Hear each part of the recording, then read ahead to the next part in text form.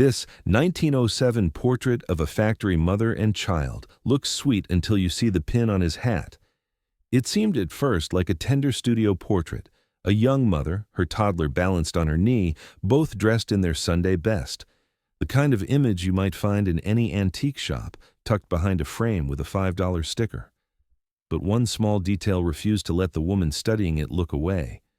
And once she understood what it meant, she realized this photograph was not a keepsake. It was evidence. Margaret Calloway had been the senior archivist at a state historical society in Raleigh for 11 years. Her office sat in a converted warehouse 3 blocks from the Capitol building, where industrial shelving held thousands of photographs, daguerreotypes, glass negatives, and paper prints documenting North Carolina's past. Most of what crossed her desk was routine: portraits of politicians, views of tobacco fields, church dedications, and reunion picnics. But in January of 2019, a donation from a shuttered textile museum in the western part of the state brought something different. The collection arrived in 12 bankers' boxes, labeled only by decade. Margaret worked through the 1900s box slowly, logging each item for digitization. Halfway through the second tray, she lifted out a cabinet card mounted on thick cream stock. The studio imprint at the bottom read, "Chadwell Brothers, Lincolnton." The image showed a woman in her early 20s, dark hair pinned back severely, seated on a carved wooden chair. Her dress was plain but clean, a calico print with high collar and long sleeves. On her lap sat a boy who could not have been older than 2. He wore short pants, a white shirt buttoned to the chin, and a small cap tilted at a jaunty angle. His mother's hands clasped his waist firmly.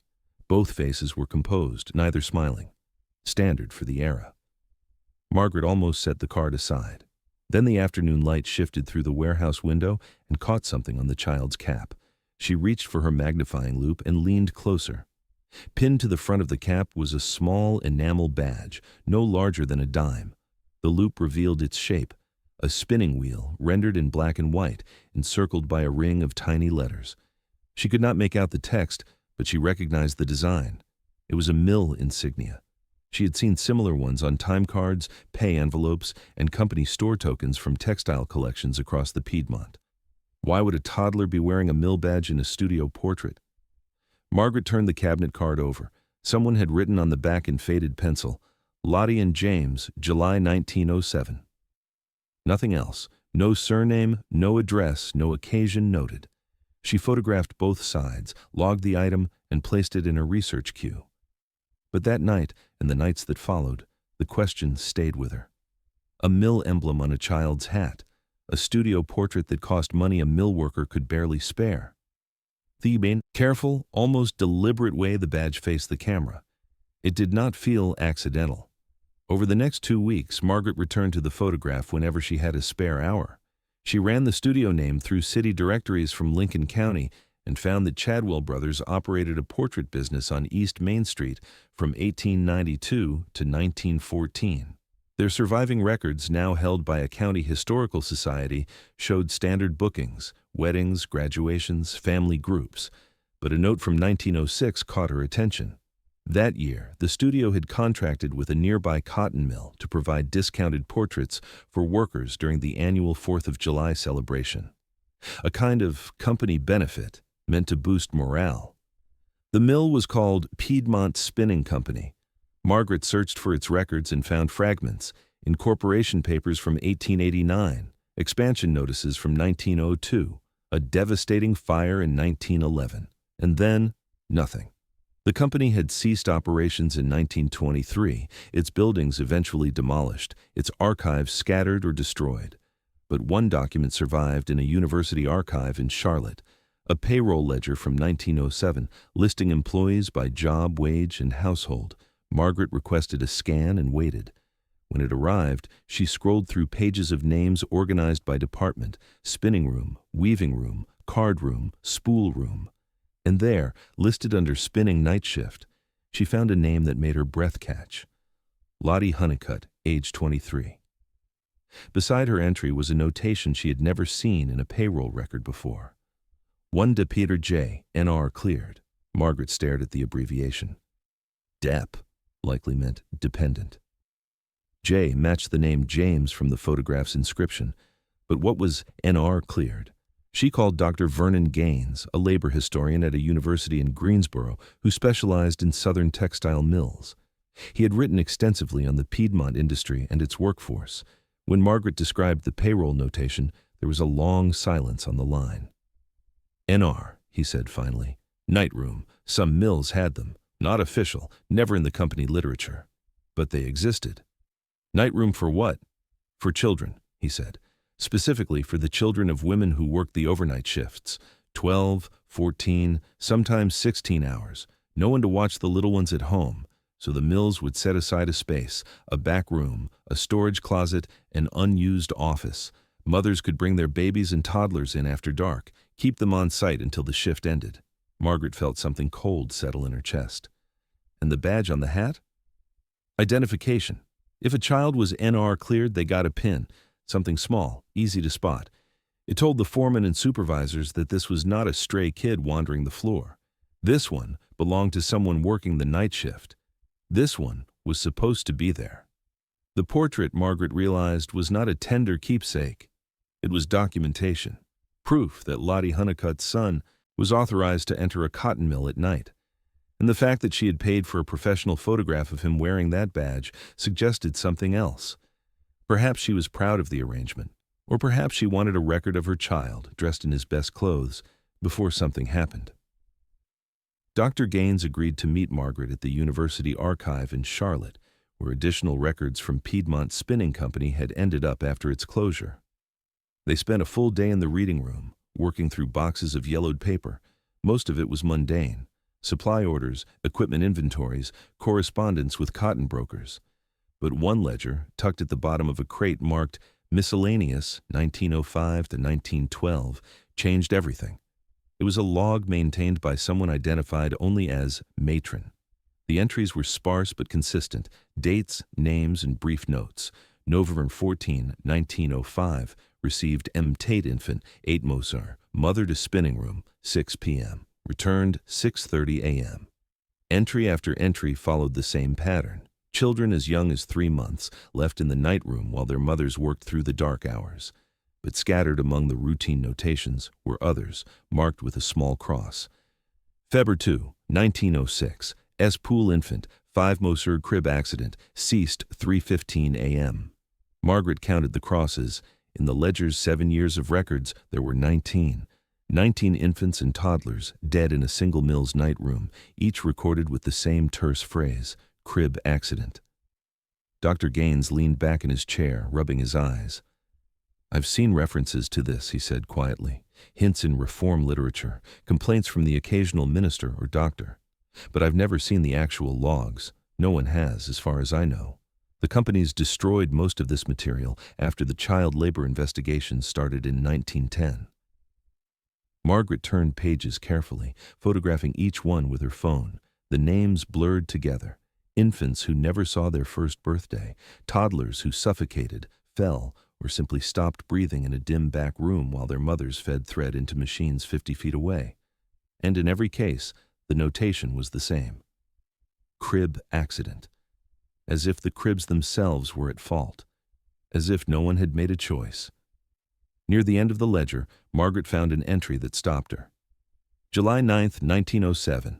J. Honeycutt, 22 Mosern crib accident, ceased 4:40 a.m., mother notified.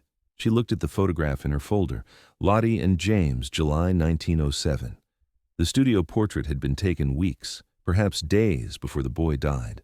The pin on his hat gleamed in the lamplight. His mother's hands held him steady.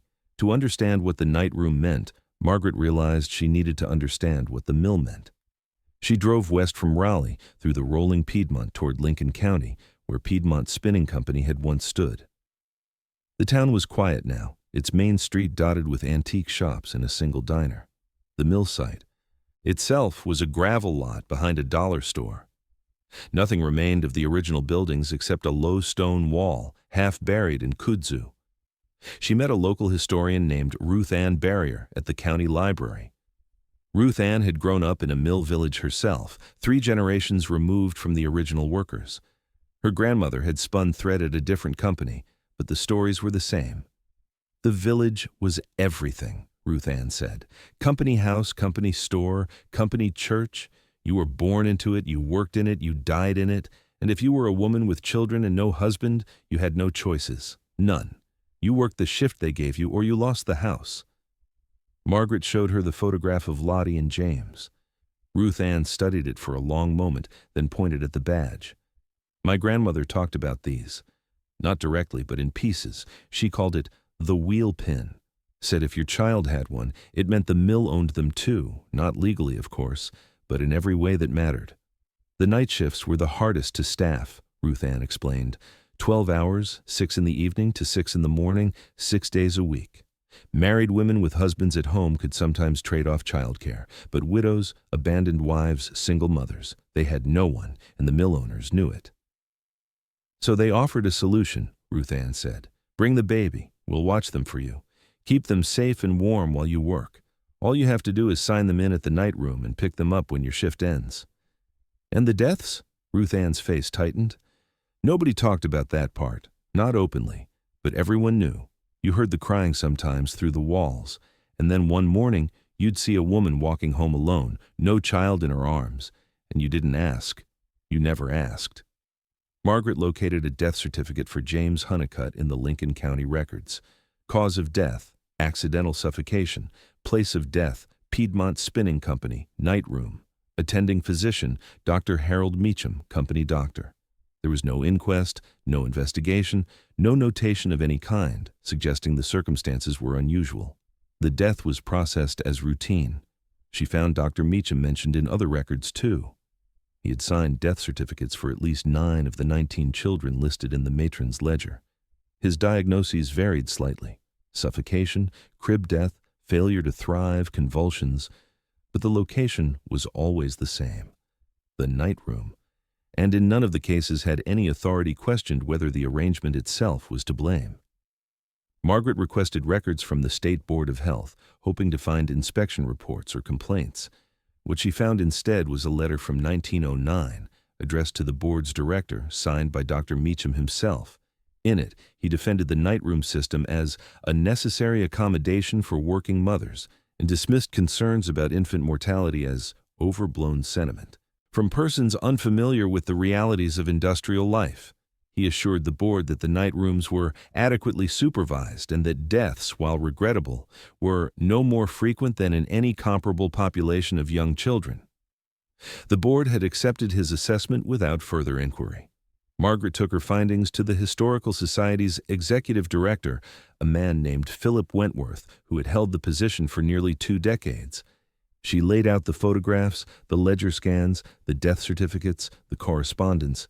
She explained what she believed the portrait of Lottie and James represented, a system in which infants were warehoused overnight in unventilated back rooms, watched by a single matron with no medical training, so that their mothers could work shifts that no modern labor law would permit. A system in which children died regularly and predictably, and in which those deaths were classified as accidents to avoid scrutiny. Philip listened carefully, his fingers steepled beneath his chin. When Margaret finished, he was quiet for a long moment. "This is extraordinary research," he said finally, "genuinely important. But I'm concerned about how we present it." Margaret felt her stomach tighten. Present it how? The Piedmont textile industry is a sensitive subject in this region. A lot of families trace their roots to the mills, donors, board members, legislators. If we frame this as an expose, as an indictment, we risk alienating people who support our mission. The children died, Philip. 19 of them in one mill alone, probably hundreds across the state, and nobody has ever told their story. I understand, and I'm not saying we bury it, but perhaps we could contextualize it, emphasize the economic pressures, the lack of alternatives, the broader social conditions, avoid language that sounds accusatory. Margaret thought of the photograph, Lottie Honeycutt holding her son, the wheel pin on his cap, a mother who had no choices, sending her toddler into a room where children died, and the men who built that room, who signed off on that arrangement, who classified the deaths as accidents and moved on. "I don't think we can tell this story without naming what it was," she said. "Negligence, exploitation, a system designed to extract labor from women so desperate they would risk their children's lives. That's not accusatory, that's the truth." The meeting ended without resolution. Philip promised to consult with the board, to consider options, to revisit the question after the spring gala. Margaret left his office knowing that the process would take months, possibly years, that the photograph might end up in a drawer, the research filed away, the story deferred indefinitely. She was not willing to wait. 3 months later, Margaret published a long article in a regional history journal, co-authored with Dr. Gaines. The piece centered on the photograph of Lottie and James, using it as a lens to examine the nightroom system across the North Carolina Piedmont. They documented the practice at 6 different mills, using payroll records, death certificates, and the one surviving matron's ledger. They traced the regulatory failures that allowed the system to persist for decades, and they named the children who died, as many as they could identify, restoring to them an identity beyond crib accident. The article circulated slowly at first, shared among academics and local historians. Then, a journalist from a Raleigh newspaper picked it up. Her story ran on the front page of the Sunday edition, with a reproduction of the Lottie and James portrait above the fold. Within a week, the piece had been reprinted in outlets across the state. Margaret's phone rang constantly. The reaction was divided. Some readers expressed shock and gratitude, thanking Margaret for uncovering a history their own families had kept silent. Others were hostile, accusing her of sensationalism, of attacking the memory of hard-working people who had built the state's economy. A state legislator called the article an insult to our heritage and demanded that the Historical Society issue a correction. But the most significant response came from a woman in Gastonia named Delia Fraser. She was 84 years old, and her grandmother had worked at Piedmont Spinning Company in 1907. Delia had grown up hearing fragments of a story she never fully understood. A great-aunt who had died as an infant. A great-grandmother who never spoke of her time at the mill. A photograph that had been passed down through generations, kept in a Bible, never displayed. When Margaret met Delia at her home, the old woman showed her the photograph. It was nearly identical to the one in the Historical Society's collection. A young woman in a calico dress, a toddler on her lap, a wheel pin on the child's cap, but this one had a different inscription on the back. "My babies, Lottie and James, God forgive me." Delia's grandmother was Lottie Honeycutt, James was her son, and the photograph Margaret had found was not unique. It was part of a set taken at the same studio session. Lottie had ordered 2 copies, one for herself, one perhaps for someone else, a record, a confession, a plea. Delia had letters too, passed down in a trunk. Lottie had written them to a sister in Virginia years after James's death. In one, dated 1923, she described what had happened. "They told us the night room was safe. They told us the matron would watch over them like her own. I believed them because I had to believe them. I could not lose the job. I could not lose the house. So I pinned that badge to his cap and I carried him in at dusk and I left him there while I worked. And when they came to tell me he was gone, I knew. I knew it was my fault. I knew I had put him in that room, but I also knew I had no choice. And that is what I cannot forgive. Not myself. Them. The men who built that room. The men who told us it was safe. The men who wrote accident on the paper and never looked back." In the fall of 2020, the Historical Society opened a new permanent exhibit. It was called The Night Room: Hidden Labor and Lost Children in the North Carolina Mills.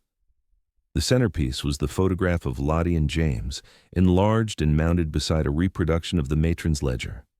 Visitors could read the entries, see the crosses, count the deaths. A digital kiosk allowed them to search for names, to find the children who had been recorded and those who had been forgotten. Delia Fraser spoke at the opening. She stood before the photograph of her great-grandmother and great-uncle, her voice steady, her words measured. "My grandmother carried this picture her whole life," she said. "She never explained it. She never could. But I think she wanted someone, someday, to understand what it meant, not just what she lost, but what was taken from her. What was taken from all those mothers. The mills gave them jobs and houses and a place in the world, but they also took their children. And they called it an accident." The exhibit drew visitors from across the state and beyond. Scholars revised their understanding of the Piedmont textile industry, adding the night room system to the broader history of child labor and industrial exploitation. Other institutions began searching their own collections for similar photographs, similar ledgers, similar stories buried in plain sight. Margaret Calloway returned often to the exhibit, standing before the portrait of Lottie and James. She thought about what the photograph had been meant to show: a mother and child dressed in their best, posing for a studio camera, a keepsake, a memento, a moment frozen in time.